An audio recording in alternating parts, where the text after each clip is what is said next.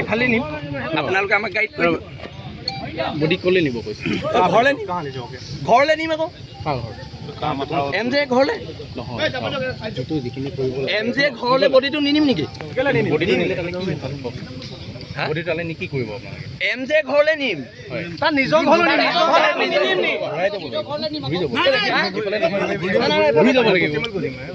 এনেকে ঘূৰি যাব লাগিব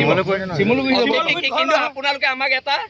आश्वासन दियक जे 48 घंटा भीतर गोटेकिटाके अरेस्ट करब इन्वेस्टिगेशन है फेयर तरीके से होगी ठीक है जो भी होगा अगर कोई पाया जाता है तो उसको करेंगे कोई अगर नहीं होता जैसा भी होगा फेयर तरीके से इन्वेस्टिगेशन आवाज मैं बता रहा हूं कथा কৈ আছে দেখেত अगली बार कौन था ये আমাৰ সংগঠনৰ লয় কথা কব ৰ আপুনি আমাক 48 ঘণ্টাৰ ভিতৰত এৰেষ্ট নিৰপেক্ষ তদন্ত ভালকে তদন্ত হ'ব এইটো চব ছাৰ মুজামিল ইছলাম বুলি মানুহ এজনে এইটোক আমি থানাত বহাই থৈছো কিন্তু এইটোৱে বিল লাচিত সেনাৰ বিষয়ে কোৱা নাই সেইটো বেলেগ এটা সেনাৰ বিষয়ে কৈছে সেইটো আমাক কি আমাক ষ্টেটমেণ্ট দিছে সেইটো বিল লাচিত সেনাৰ নাই এইটো মিছা কৈছে বেলেগ ৰ না ভাই তহঁতে কেনে মাতি আছ এইটো কোৱাৰ পিছত আমি যেতিয়া এইটো পালো আমি ল'ৰাটোক ইমিডিয়েটলি পিক আপ কৰিছো সদৰ থানাত আছে কিন্তু সি আমাক ষ্টেটমেণ্ট দিছে আপোনাৰ লগত তাৰ কোনো কাজিয়া নাই সেইটো বেলেগ এটা সেনাৰ তাৰ নিজৰ মানে ভিতৰত দ্বন্দ্বৰ কাৰণে সিহঁতে এইটো ষ্টেটমেণ্টটো দিছে সেইটো সি ষ্টেটমেণ্ট আপোনালোকে খালি আমি এটা অনুৰোধ কৰিছোঁ মানে কি মানে বডিটো ৰাতিপুৱাই হেৰি হ'লতো বডিটো হেৰি হৈ যাব পাৰে গৰমো আছে বহুত গৰম পৰিছে গৰম আছে আৰু সেইকাৰণে আমি এতিয়া উভতি যাম কিন্তু আমি আপোনালোকক এটাই ৰিকুৱেষ্ট কৰিছোঁ যে 48 আৱাৰ্ছৰ ভিতৰত এই ইহঁতক গ্ৰেপ্তাৰ কৰক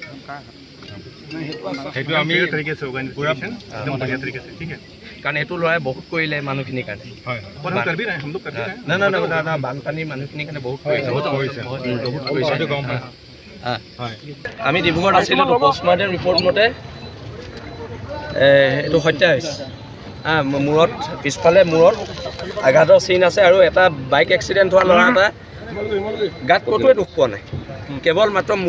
মূৰৰ পিছফালে আঘাত আছে এইটো মাৰ্ডাৰ হৈছে আৰু যেতিয়া আমি অভিযুক্ত কেইজনৰ নাম দিলোঁ এই কি আছিলে বিহুবৰ থানাৰ ছেকেণ্ড অচি কি কুৰ্মী তেখেতে গোটেই ফেমিলিটো পলুৱাই দিলে এতিয়া কথাটো হৈছে এজন খিলঞ্জীয়া গৰীয়া মানুহৰ কাৰণে মাত মাতিবলৈ যোৱাৰ কাৰণে এতিয়া সন্দেহযুক্ত বাংলাদেশী মিয়াই শিৱসাগৰত আমাক মাৰিবহি আৰু শিৱসাগৰ আৰক্ষী আজি 3 দিন ধৰি এৰেষ্ট কৰিব নোৱাৰিলে 3 দিন এৰেষ্ট কৰিব নোৱাৰিলে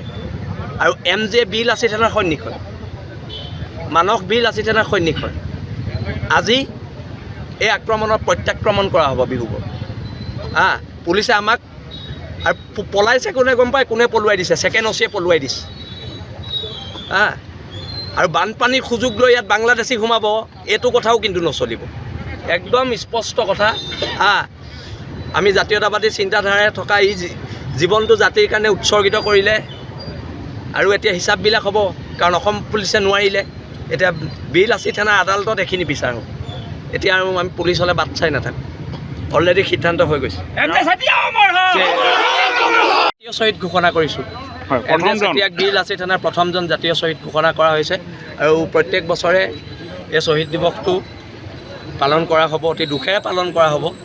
কিন্তু প্ৰথম কথা, এতিয়া হিচাপ লোৱাৰ সময়, আমি হিচাপখিনি লৈ ফেচবুকত এটা পোষ্ট পাইছিলোঁ কিবা তাণ্ডৱ হোৱাৰ কাৰণে। নিশ্চয়কৈ হ'ব, নিশ্চয়কৈ হ'ব, কাৰণ খং আমাৰো আছেতো। অসম পুলিচৰ, শিৱসাগৰ আৰক্ষী এইবোৰ নাটক বাজি চাওঁতে চাওঁতে আমাৰ এটা ল'ৰা মৰি গ'ল, ঘৰখন নিথৰুৱা হ'ল,